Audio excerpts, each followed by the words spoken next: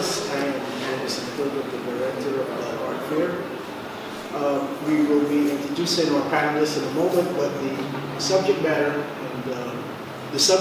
that we are discussing this afternoon. Anderson Dominique, Can you hear me? Oh. Can you hear me now? Can do, yeah. Good. Let me start over. I am Anderson Pilgrim, the director of the Caribbean Fine Art Fair. This is our final day, 2024, and we are addressing the subject in this panel today: Artists for Change, supporting climate change awareness in the Caribbean. You're probably all aware of how this issue has affected us in the Caribbean, especially as small island states with limited resources. And we will get into the causes and effects of climate change and some of the things that we are doing to address those issues. To my left, we have Carla and Armour, representing Dominica, the Benevert Contemporary Art Gallery in Dominica. She's a curator and visual artist. Next to her is Ricardo, the director of the RTRP, which is, remind me again, Roots to Reach program, which is an office, part of the Prime Minister's office, and directly responsible for issues around climate change here in Barbados. On video, we will have Jeanelle Brisbane, who's founder of Wild Dominique, UK gallerist Tony Cole. He is appearing on video with us, as well as artist and director of Ochi Arts and Entertainment, Emmanuel. Welcome to you all, and thanks for participating today. I will now invite Carla to take over and moderate the panel, and she will lead off and give us her thoughts on the panel.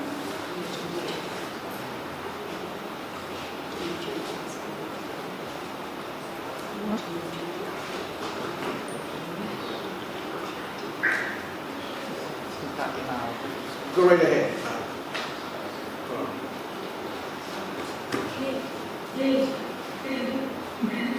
This might have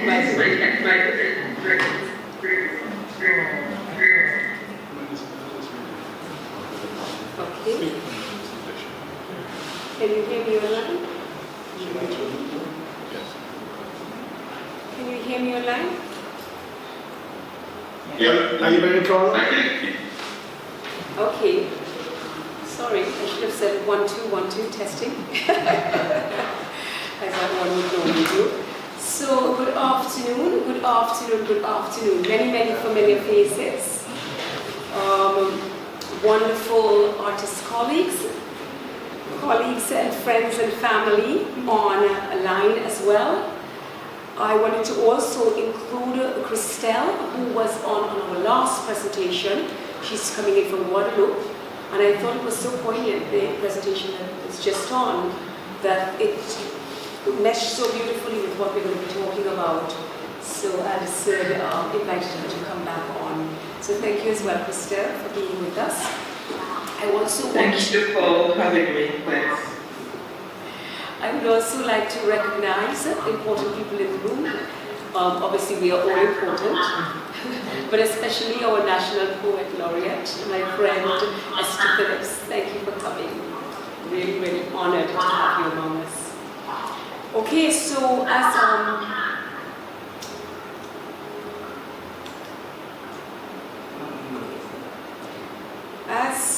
Anderson said, I have a small gallery in, maybe Tony can mute?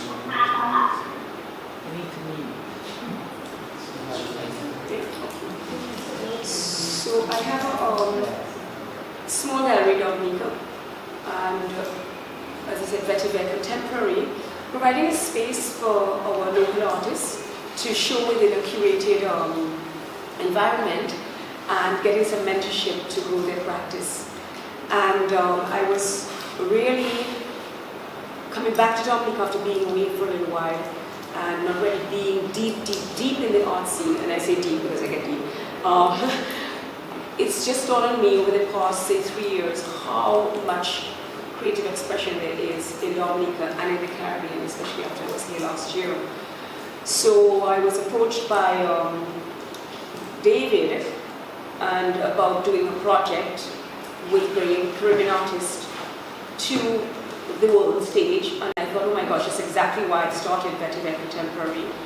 Having said that, we were put in touch with by Anderson in 2022, completely did not work out whatever we were planning, what it wasn't all for, and then I was sitting at my desk literally a year later with my phone in my hand saying, boy, that fella David, boy, I wonder what he's doing, a whole year, And I kid you not, while I was there saying this, the phone rang and it was him. I literally had to go to my phone after to see if it was not me that had tried to call him, because I couldn't believe. So synchronicity is such a thing, and I think we should really take advantage of it. So in saying so, it's just such a pleasure to have this communion of like-minded people, but people that are in such different arenas in our society. Or what we have, this concept, is a different arena, because we are all creatives when you come down to it, because we are human beings. Okay, so without further ado, I'm going to allow Anderson to play a presentation by David, because we thought just in case of any glitches, we would just have something nice and profound coming from them on a recording. So take it away, Anderson. It says that the host disabled participant screen sharing. Is that you, David? No, I'm not host anymore. If anything, it's Carla. Unless Carla, can you transfer the host to Anderson, maybe, if that's worked? Already done. I like to think of myself as a Zoomster. You're Okay, you're up.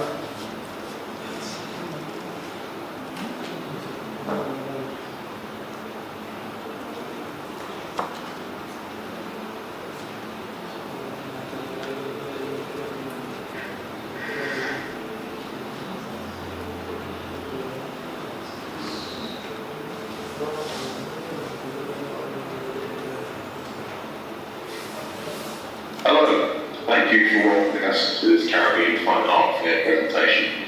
My name is David Paul. I'm the co-founder and director of OP Arts and Entertainment. I'm joined by my collaborator, Tony Cole, founder of Cole's Art Gallery. The title of this short presentation is Artists for Change, Climate Change in the Caribbean. This presentation is given to set the scene for the seminar, whilst providing you with some insight into the origins of OP Arts and Entertainment, the OP initiative called Together for Our Planet, and our quest to empower artists to be highly influential in the discussion and influence of understanding and just responding to climate change. It is also designed to fashion the importance of creating alliances across the arts industry. The presentation is broken into 4 sections. Firstly, about the art and entertainment, as I mentioned, and then the importance of collaboration, followed by the Together for Our Planet initiative, which is a short video I'll show you. Then ending with moving forward, which is really just championing the arts and the importance of creatives working together. So, with OP Arts and Entertainment, as practicing artists, we value the work of creatives. I won't go into the depths of the origins of OP. It was set up by artists, and OP Arts and Entertainment was established by myself and colleagues during the COVID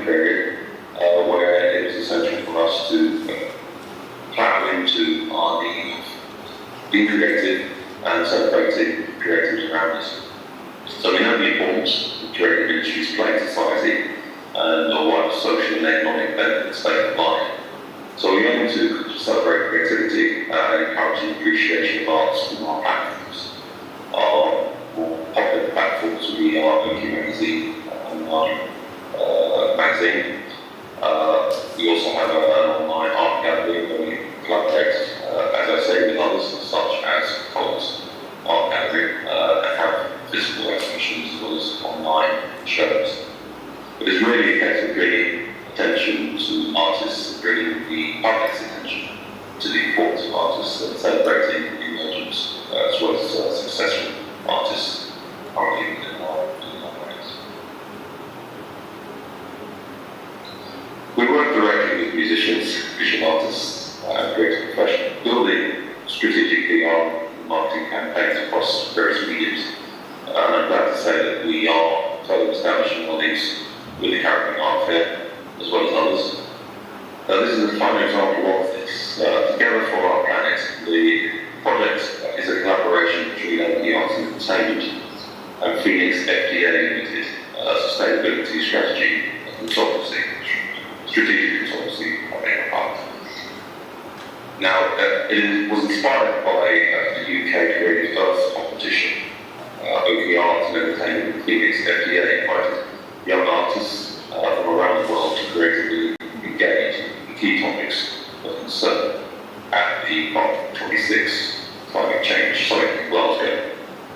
The initiative provided artists with a renewed opportunity to visually express their views to world leaders and community stakeholders by producing artwork, 2D artwork mainly, drawing, painting, printmaking, collage, and photography that supported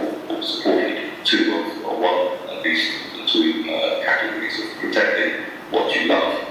Climate change is giving rise to more frequent wildfires, as we know, longer periods of drought in some regions, and an increase in number of and duration of intense tropical storms.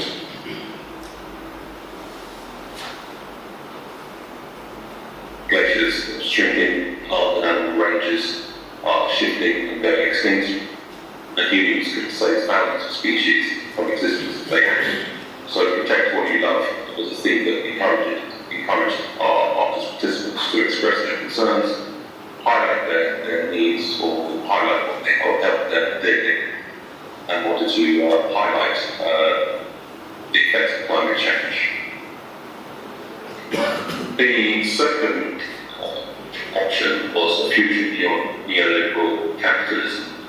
So with our societies forced into a truly deranged economic paradigm, one that landed us amid a terrifying climate emergency, young artists were invited to creatively express their interpretation of a post-ecopathic economic system via the mediums of drawing, painting, printmaking, and collage and photography. So really just responding to the impact of climate change due to our economic system, due to our reliance on fossil fuels, and how that is impacting communities,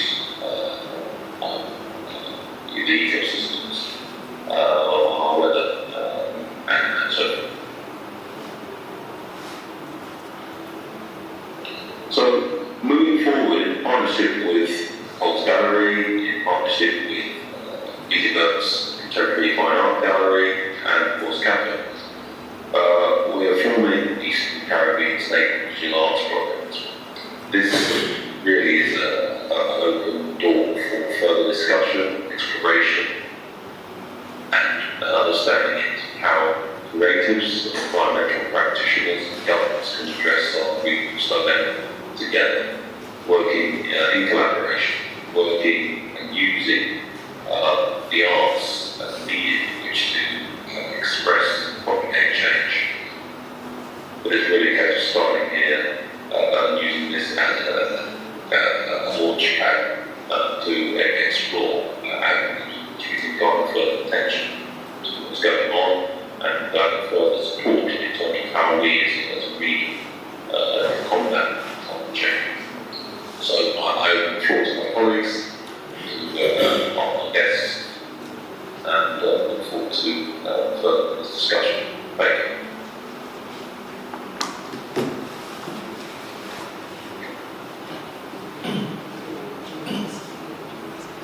Okay, thank you so much. Hope you can hear me. Thank you so much. Yeah. Okay, thank you so much.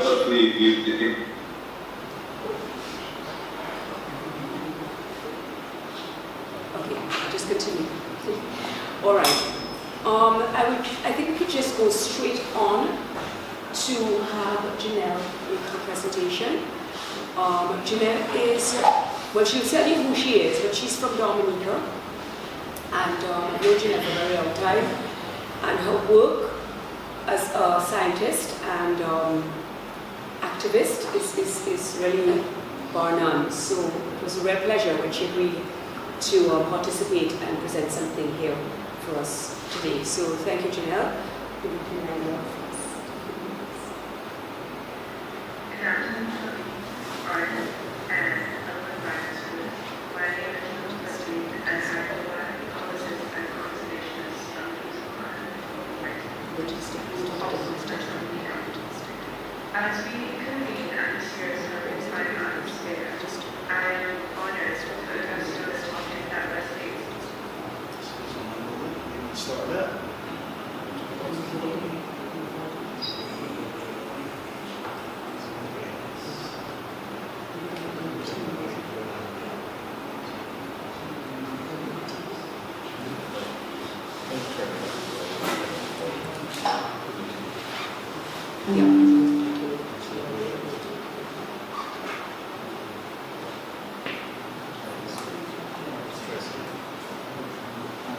We're going to go again.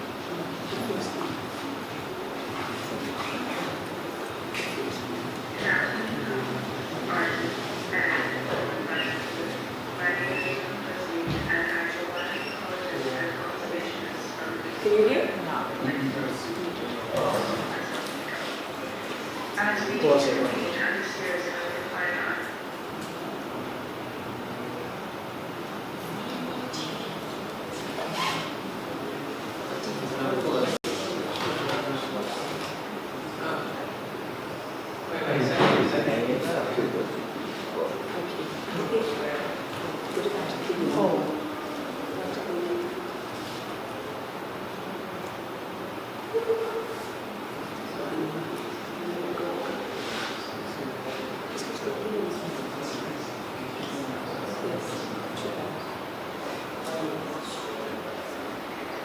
Good afternoon, artists and fellow environmentalists. My name is Jeanelle Brisbane, and I'm a wild ecologist and conservationist from the Peaceful Island of Wild Dominican, also known as Dominica.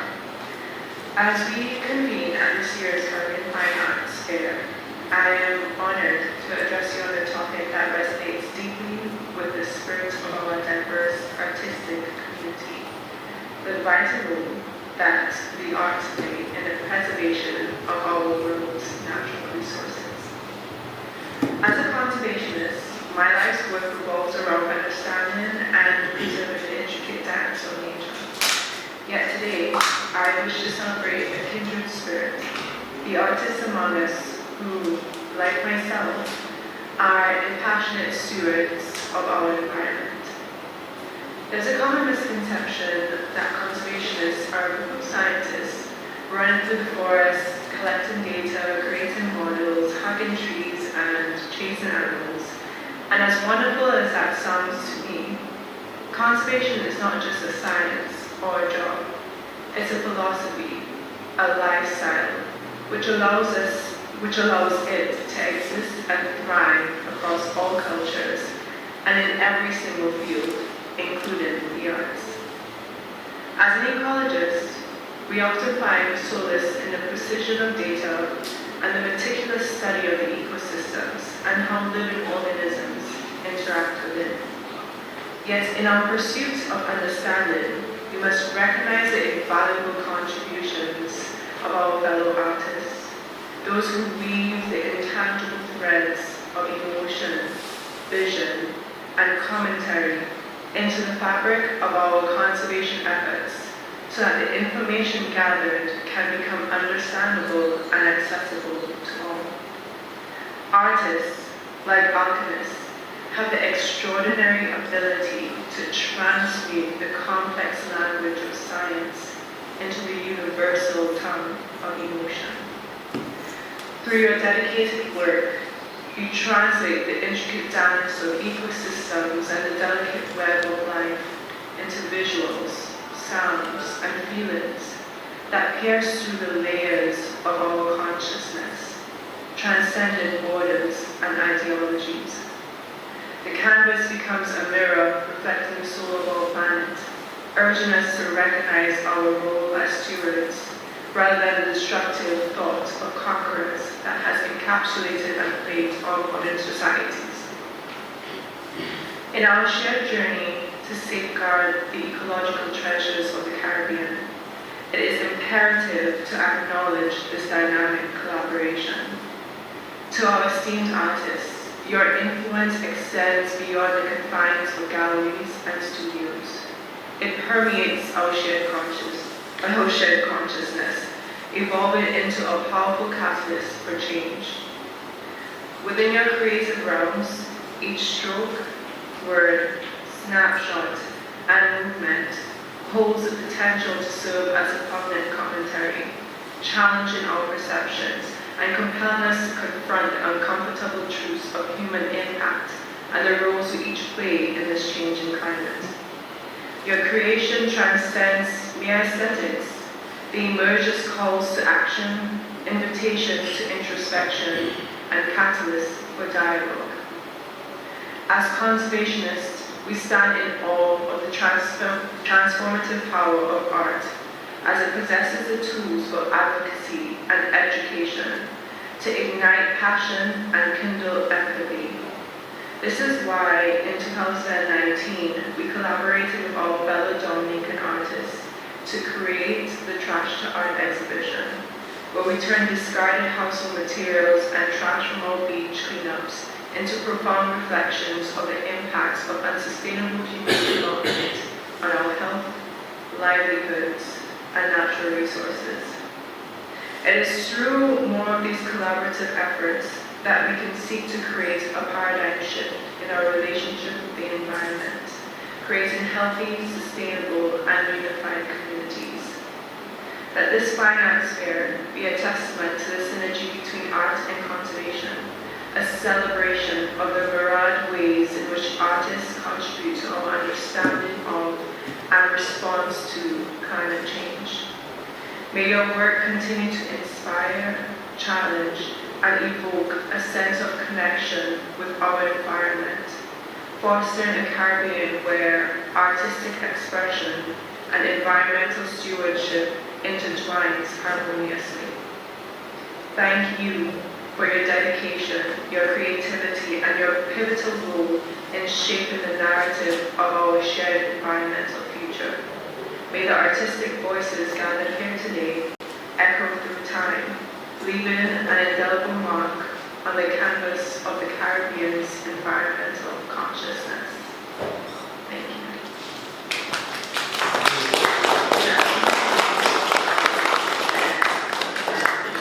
My name is Jeanelle Brisbane, and I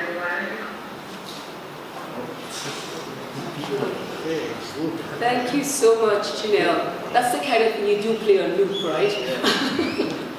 Probably when I had it on. Okay. I mean, there's so many takeaways here. Loving words like I do, I know this really was sitting in the heart of a lot of us, especially Esther. But just to hear Jeanelle's words, it's a real inspiration. I was very fortunate to be part of the Trash to Art at one of my galleries, interim galleries, with Jeanelle. And her passion is something I think that artists really can use as ongoing inspiration. Sometimes a lot of us creatives are, not all the time, but sometimes some of us, we tend to want to push into an angle, push into a lexicon, and really, as she was talking about the consciousness, I think it's just having that deep connection to our environment and to not just the ecological, the environment around us, but also the environment within us, you know, is every word she said we could just listen to 10 times and just feel that. So her call is clear to us creatives, loud and clear. Even if she's very soft-spoken, she is very strong, you know, and every word obviously is well chosen there. But that in saying those things and feeling that consciousness, I think very often as creatives, artists, and even the buzzword of the orange economy, I think a lot of them, and maybe going to dig a Ricardo here as I'm actually saying this to welcome him, I think that we tend to a lot separate when we look at the economies, whether it's the blue economy, the green economy, and the orange economy. It's now becoming a buzzword as to how can we harness the orange economy, and not really recognizing that that's what drives everything, you know? So in putting on an advisor into policy and the roles that, I say roles because although it's a project title that you come here with, obviously your tentacles stretch into many different realms, into many different ministries with the advice that you give. And I think it's a nice call here from Jeanelle to you to really look at the consciousness of the, what did she say in Caribbean's canvas, the consciousness, because I have to really listen to that and quote that. So many tweetable things in there. Yeah, and I wonder if maybe afterwards, when we come to the question and answer, and they include the audience, which is I think the most important part, we can speak to this connection, getting more deeply connected, making that web really nice and wide, so that the artists are not on the outskirts, but maybe the nucleus, generating the energy for policy setting and considerations moving forward, and that would be my call. So Ricardo, without further ado, can I ask you to make a contribution? Sure, thank you so much. For those of you who may not know who I am, I'm the director of the Roots to Reefs program under the Prime Minister's office, which is our climate resilient development model for the next decade and beyond. Other than working just nationally, I also work internationally, and I represent both the Alliance of Small Island States as well as a group of Latin American and Caribbean in the negotiations process under the United Nations Framework Convention on Climate Change. And I'm struggling very hard not to use the acronyms that would normally pop out because there are a lot of them in how we speak. But the reality is what brings us all here today is what drives our work going forward. And that is the fact that we are on the front lines of a climate crisis here in the Caribbean. It is a crisis not of our own making, but one that we find ourselves living on a daily basis. The reason why we have that crisis is because collectively we have failed to mitigate. What do I mean by that? I mean we have failed to reduce the greenhouse gases that are being emitted into the atmosphere and warming our planet at a rate beyond anything that we have seen before in recorded history. The countries that are predominantly responsible for it are very few, but they're responsible for 80% of the emissions today. And I shudder to tell you, but I must tell you, that even if we were to stop all of the negative actions tomorrow, certain changes are already hardwired into the system that will impact on us going forward for decades to come. So what do? We seek to adapt. We seek to build that climate resilience. And that resilience, we're not just talking about biophysical resilience. We're not just talking about the environment. We're talking about our economic component. We're talking about every project that we do costs more money because we have to try to build in resilience. When you're building a road, all of a sudden the costs are up because you have to secure the utilities within there. You have to secure the road itself, be it from coastal potential impacts of waves, of saltwater intrusion, be it from inland flooding, be it from the wetting and drying as the climate around us changes. Whether or not your buildings see defenses, like the boardwalk. People believe the boardwalk is there for people to walk on and for it to look pretty and all the rest of it. 80% of what is important in that structure is not visible to you. What uses you get for the boardwalk are built in as an amenity, but that's not the primary purpose. Unfortunately, I also have to tell you that no matter how hard we try to adapt and to build resilience, the failure of the industrialized countries to mitigate means that adaptation is more and more expensive and less effective. And so you're guaranteed to suffer loss and damage as a result. So I'm trying to introduce you gently to a lot of the terms that you hear a lot about. So the realities are that we find ourselves in a region in which we're going to get more floods. Ironically, at the same time we're going to get more floods, we're going to get more droughts because the rainfall has become more unpredictable. We also will have sea level rise. That means flooding of coastal areas. That means salt water pushing inland and contaminating coastal wells due to that salt water intrusion. We have more and larger and more intense storms and hurricanes to deal with. These things impact on our housing, they impact on our waste management, they impact on our water resources, they impact on our agriculture, they impact on our buildings, they impact on our very ecosystems. The artists, however, are carrying that message for all of us. And that is the critical component. You are the eyes and the ears for us to communicate not just to each other, but to the world. So you have to communicate the impacts of the climate crisis. You have to communicate the negatives.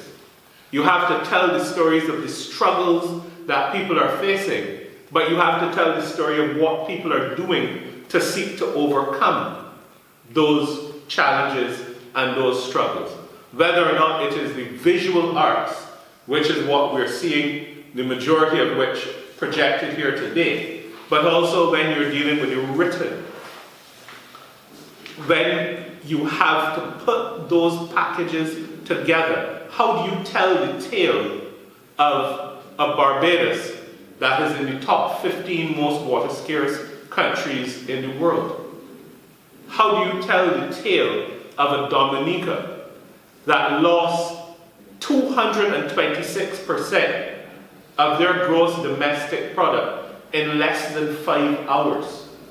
How do you tell the tale of a Bahamas that had Dorian parked over them for 2 days? How do you tell the tale of a Barbuda where people literally, everybody had to leave and most people have not had the chance to go back? And you sit down and you say, okay, we can talk about water, we can talk about storms, this is much easier to relate. But when we get to Belize, and suddenly there's less water available, and your farmers are dependent on that water, and you are dependent on those farmers for your food security. How do you tell the tale of a Guyana, who is on the front lines of a climate crisis, facing rising sea level rise, but also has a population that wants to develop, and it has oil, it has gas? Are you saying to Guyana that they're not supposed to exploit the things that other people have exploited? When you look at what Guyana is doing, Guyana's contribution is still a drop in the bucket. But they're an easy lens to poke your camera at. So the thing that we also need to address is the geopolitics of the circumstance. How do you let the European Union tell you that they're on your side in loss and damage negotiations, but they have a system in place that plans to keep their producers going much longer than yours? When you're in the issue of dealing with the issue of adaptation, the US wants you to have a global goal on adaptation, where you are going to volunteer to tell them all the different ways in which you're going to adapt, and they're going to ask you to submit a mark sheet of what you've been doing. But the US has produced more oil this last year than any other year in their history, and they say that they're committed to climate change. Those are the messages that we need to keep within us, and we need to show to the world. SIDS 4 is going to be in Antigua and Barbuda this year. Anybody knows where the first SIDS conference was? Here in Barbados. Right here in Barbados, right? So it's coming home. This is an opportunity for the artists to demonstrate at SIDS 4 what there is. And I will urge you to get in contact with your colleagues in Antigua to find out what they're doing and what you can do to contribute to telling the tale. The eyes of the world will be upon us. We are, and Karim is accustomed to hearing me say this is Karim Ndege, the Deputy Director of the Bridgetown Initiative Unit. My wife, and somebody who hates to hear me do this to her, but I do this to her all the time. She has been on the front lines of this crisis. If you want to know what it's like to build coastal defenses, you talk to her. But the reality is that we only need to look around us to see what the challenges are. My job is to help you understand what it is you're seeing, and your job is to help me communicate that and the circumstance that we are facing to the rest of the world. What I will do is stop here now, because if not, I can talk for the rest of the day and the rest of the week and the rest of the month. But I want to commend you for what it is you're doing here, and to encourage the artistic community to step up and to show the world what we are going through and what the world will be missing if we are no longer a part of it. I speak to colleagues from the Pacific all the time, and their situations in many instances are even more dire than ours, and ours are dire. We say in meetings all the time, look around you. What happens if the next time we meet, Anderson can't be here because Anderson's home has been washed away? What if we can't meet because in addition to what Carla was doing here, she was assisting somebody in Antigua and they were struck by a Category 5 storm? We need to understand, look to your left and your right and say, what would happen if the person to my left or to my right was not here? Thank you.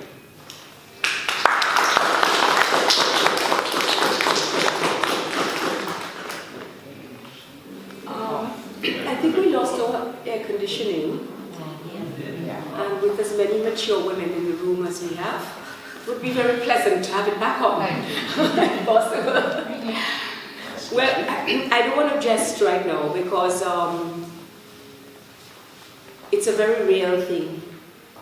And for those of you who know,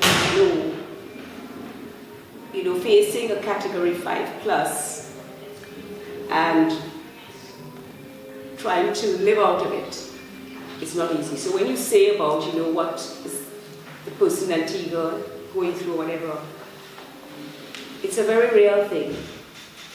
But Ricardo, you hit us with a lot of information here. And I like how you said to us that you were trying to tell us gently. I don't think there's anything about you that's telling anybody anything gently. But we heard you loud and clear. But what I think was really, really reassuring to me was that one economy. About how all of us are in this together. And we have to recognize that. You also said a call about how important our voice was. And I think very often in the Caribbean, we think of we as small fish. In the Caribbean, we may be big fish in a small pond because of our population. But when it comes to a global situation, we may think we are just this tiny fish in this grand pond. But with the way that the world works now on social media and all of these things, it is so easy to impact millions and millions, if not billions of people through actions that we do. And I don't think, maybe it's a bit too much pressure for some of us or you guys, but I don't think we should take that responsibility lightly. That our actions are that important and necessary, required. You know, my father told me when I was a little girl, you know, they have a saying, you know, to those who much is given, much is expected. And he said, no, old girl, that's what he always used to say, old girl, little young children. No, old girl, it is not expected, it is required. You know, so I just want to put it to the floor because there's so much I could say about what you said. I think very often we need more people like you because a lot of the politics that we face is about feeding a man for the day, not teaching him how to fish. You know, I did an installation in 2019 in Dominica. My muse was Maria, and it was with the boat that had been damaged in Hurricane Maria, and it was all about feeling like fish out of water. It was multiple things around this installation. I might have a picture to put up there afterwards, but most important about that installation with the boat, with mobiles hanging, that were like puppets on a string. That's what we feel like sometimes. And I had participation in there, but most importantly, I asked people to share space with me and to be able to voice their feelings. You said it's important for us to tell the world what we're facing. You said it's important for us to tell the world, what are we doing? Expressing our arts, in our dance, what are we doing about this? But I also think it's important to share with the world what we are feeling through it all. Because as Jeanelle also said about the emotion, yes, this is where we can capture people as well. I don't mean to ignore you guys on this side, there's just so much glare coming in from this side of the room. But it's so important for us to share. My sharing space at my exhibitions is about opening space for people to speak, to write, and to speak it back, and to share it back with each other. Because when we can share this, we recognize that somebody on the other side of the world is struggling with the same issues, whether it's displacement through war, fire, economic refugees, yes, climate change, disaster, like in the Caribbean, displacement. I know what it's like to have everything pulled from underneath you, to not have a roof over your head, to be wet every day, to see people, family, friends, whole populations that are just literally walking around, until a friend of mine said to me, Ricardo, he must have seen I was in a daze. So I was looking for something to fix the roof. And he said, Carla, it's okay to say you're not okay. And that has stuck with me. This was 2018 doing that. Every time, somebody starts to talk to me about something they're going through, I just say it's okay to say you're not okay, And I think that's a good way to just send it out to the floor now, to hear feedback from the artists here, the creatives, everybody, in what are your feedback on what we heard today, maybe your thoughts, your ideas, your suggestions about how we can move forward. In putting it to the floor, I just want to just say quickly, the project that David, Tony, Anderson and myself are working on is we are calling it right now the OECS Visual Arts Project. We're sending out a call to artists in their environment, how their work is informed by their role as climate change collaborators, commentators, and change motivators. So I think that could be a good title for the discussion as we open the floor. Should I repeat that again? Is the call available already? Beg your pardon? Is the call for submissions already? Not yet, but hold that, it's coming out. Okay? So yes, so we're talking about your role, artist role as climate change collaborators, commentators, and change motivators. Thank you so much, Ricardo, and the floor is yours if you want to raise a hand. Or do we have comments first maybe from the panel online? Maybe they would like to see, because they've been sitting online for a while. Sorry guys. Comments? Yeah, I would like to speak. Do you hear me? Yes, we are. Yeah. So first of all, thank you for inviting me in this discussion because it's a very important subject for me because I'm also an economist, specialized in economy of development, economy of culture and environment. And one of the reasons why my husband and I we started our gallery was mostly because we had the feeling that Caribbean artists were not heard.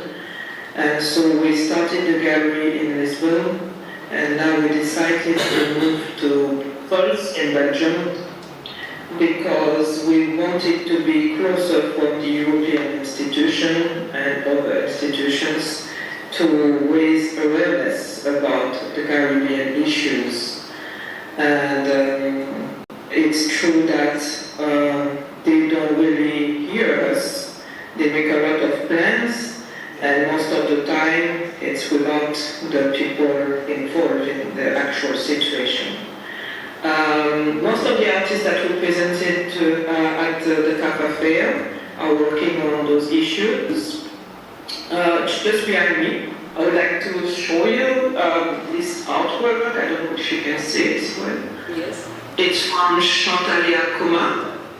And I just wanted to show it to you because you were speaking about big fish and small fish in a pond.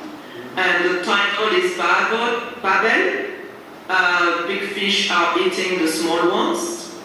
And it's a kind of apocalyptic vision of the Caribbean. It's a narrative that the artist created around how colonization has introduced beers and a way to use Caribbean people bodies, but also as resources, and how they threaten our life by making the islands a place to be used for tourism, mass tourism, which is not adapted to the size of the islands. And how in agriculture they're using pesticides. I think you all know about the chlordecone issue we have in Guadeloupe and Martinique, where they use pesticides on the banana plant. And the funny thing is that the banana itself is, you can sell it even as great fruits, but the land is polluted, the water is polluted, and the people's bodies are polluted. So those are, I think, what we call the pharmacon, where we both have the medicine and the poison. As the representative of the minister said, the issue is that we need economy, we need tourism, but we don't need a tourism that is too massive. We need to adjust to have something more sustainable, where everyone is taking advantage of it on the island, where we can respect the environment and have protection for our food safety and our health, because every environmental issue has consequences on our health and on our ecosystem, on the vegetation, on the animals, and the corals, everything is linked. So that was what I wanted to add to the discussion, and that both Chantalia, Jocelyn, that we had this discussion earlier, and Jean-François Bouclemy are working on those artists, on those issues, on having a fair representation of the Caribbean. And I think one of the main is using the public-private partnerships through the UN and try to increase awareness for arts by including the civil society, the artists, into the discussion worldwide and make sure that our voice is heard. Because one of the problems is that Caribbean are small island, most of the people just come for the beach and enjoy it.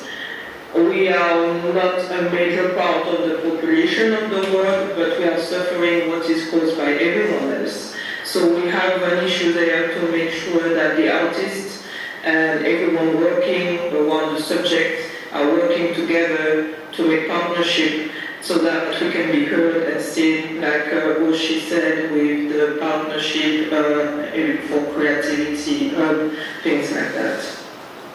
Okay, I'll just leave the floor to anyone else. Thank you so much. Thank you so much. We do have some questions in the room, but I just wanted to ask just quickly. There is David and Tony and Jeanelle who had presentations, and we haven't really heard anything from them in person. So I just wanted to give you a couple of seconds to, yes, if you had any input right now before we go to the floor. David.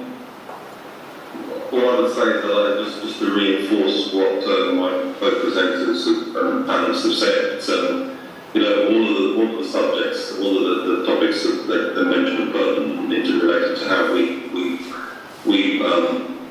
champion the region, champion the diaspora, and you know make relevance of both the politics of the world and the dynamics in which we play with it. I think, you know, as ambassadors of the region, we do have that ability. I think in the past, maybe perhaps artists, as we say, or artists as have been mentioned, you know, we've been sort of marginalised as being just creators, but not necessarily having such a powerful voice. Whereas I think, as the minister has highlighted, it's exactly the opposite. We are champions. We do have the loud voices. And we have the ability to emotionally connect with others. So what I can do is endorse what has been said by my colleagues. But yeah, open to the floor, as you say, Carla. Thank you so much. I just wanted to say that Jeanelle is having a lot of problem with weather where she is in Dominica, and has been jumping on and off her phone or her laptop, so she says it's very difficult for her to come on screen. That's why she's put up a video. So she's not going to say anything more. I think her presentation was quite impactful, and I'm sure we'll be collaborating with her further, with her organization Wild Dominique, which is very active in Dominica, but she's also a forestry officer in Dominica. She works for the government as well, and she's a PhD fellow studying for her PhD. In ecology, when she can always tell us, I'm sure I get it wrong. But yes, Tony, did you want to have any input before we went to the floor? Because like a few people want to talk about something. Welcome, Tony. You're muted though.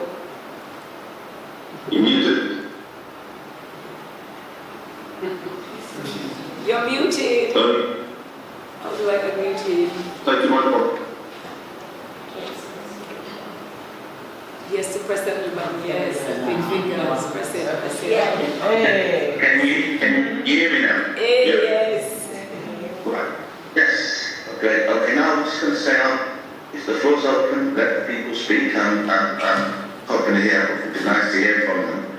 But I haven't really got anything to add. I think David's really covered it as a collaborator. So anything I say would be kind of like, you know, reiterating what he said. So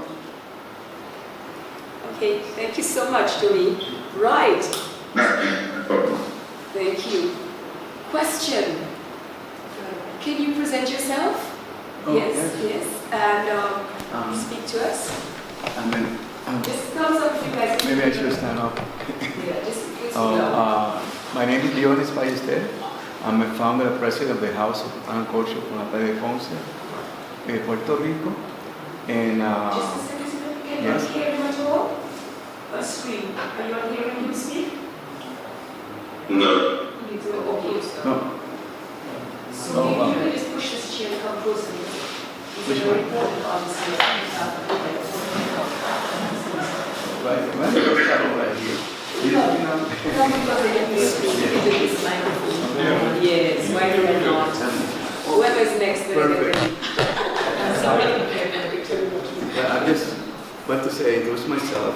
I'm Dionis Ballester, a founder and president of the House and Culture from La Playa de Ponce, Puerto Rico. We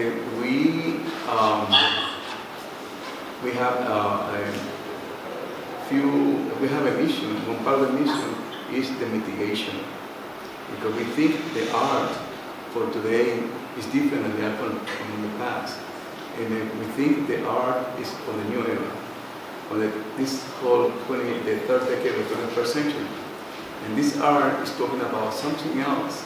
I remember this art critic from England called Susie Gardner, in which he wrote this book, The Art Failed. And really what she was saying at that time, it wasn't in the 80s, what she's saying was that the artists need to take care of our nation, our things. Yeah, I understand that they have a whole economical issue, creating art fairs and like that, but artists today should be taking care of our place.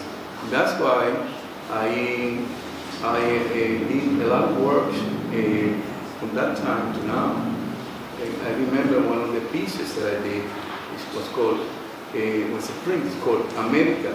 Can we born again from the ashes of self-destruction? Can we be born again in America? That was a stanza written by my wife. And I thought it was wonderful. So I cleared a lot of prints, many issues, about not just about everything that affects nature. See, the air polluted by bombing around now, probably in Israel to Palestine, bombing between Russia and Ukraine, probably bombing between Taiwan and China. So all that create a problem. Beyond our boundaries, it's not just about the Caribbean, it's about the whole world. And it's about exterminating humanity. What I see in Israel to Palestine is the stagnation of the culture. Well, I think that's probably an experiment for humanity, that stagnation. So that's why in the past I did an exhibition at the Ponce Museum, was entitled A Memory of Nature, the Rhythm of Life. Because we have very primordial energies that sometimes we don't take care of. Air, water, earth, fire, and something that we don't see, ether.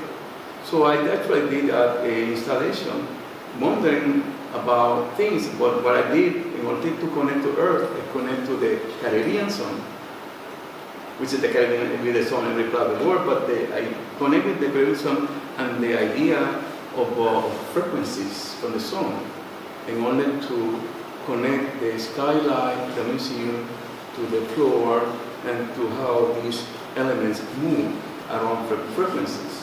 So I guess the people talk about the water pollution, the air pollution, we're not talking about frequency pollution. See, in that kind of magnetism that we control things, we are not taking care of it. And so, in that sense,